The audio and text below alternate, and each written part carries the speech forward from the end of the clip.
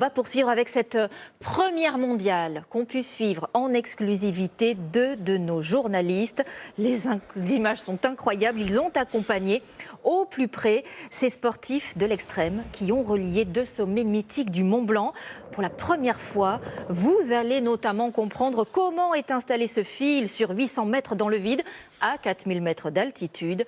Un incroyable exploit que nous font vivre Yann Ovin et Thomas Gatti. Sa respiration, saccadée, résonne entre les montagnes. Sous ses pieds, 800 mètres de vide. Antoine Ménage marche sur le premier fil tendu, à 4000 mètres d'altitude, entre deux sommets majeurs du massif du Mont Blanc, la Dent du Géant et le Mont Mallet. Antoine,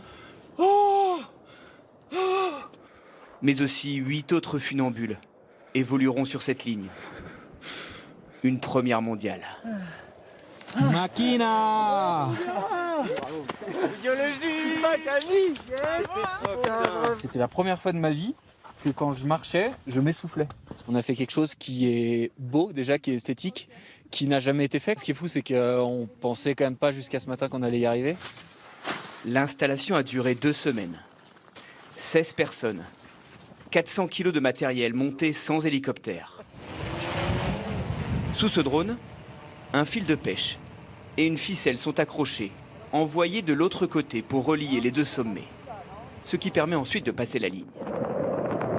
Le vent soufflait très fort en début de semaine. 1, 2, 3.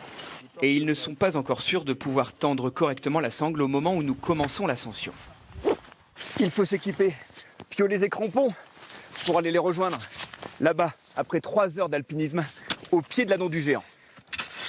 Ce qui nécessite d'affronter des pentes à 45 degrés.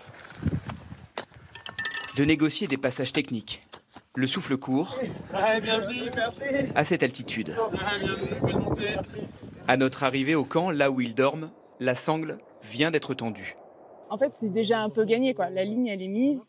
Ils vont marcher dessus. C'est déjà trop fou.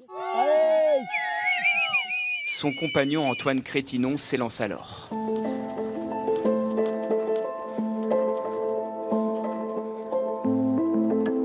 La sangle mesure 19 mm de large. La traversée est longue de 800 mètres. Il y a quand même encore des risques parce qu'un sauvetage, il est quand même possible, mais ça reste complexe. Donc c'est sûr qu'il y a quand même des dangers auxquels on est exposé. Une corde de sécurité les assure. La chute ne les arrête pas. 10 minutes plus tard, il a rejoint le Mont Mallet.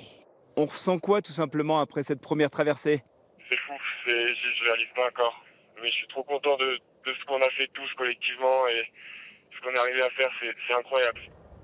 Une vie en groupe en altitude qui nécessite de faire fondre la neige pour avoir de l'eau. Bivouaquer dans des conditions difficiles. Une bonne bouffe quand on revient d'un effort comme celui-là, ça rebooste, quoi, et ça fait du bien. Une bonne ambiance au camp aussi. Ces sportifs de l'extrême ont marché presque partout, très haut dans les Alpes.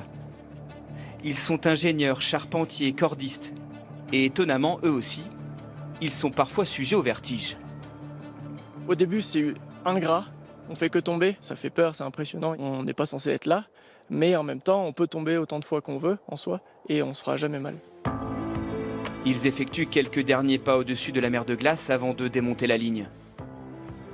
Ces deux sommets ont été reliés pendant 2 jours. Les passagers du vide, comme ils aiment se définir, marchent maintenant vers d'autres aventures.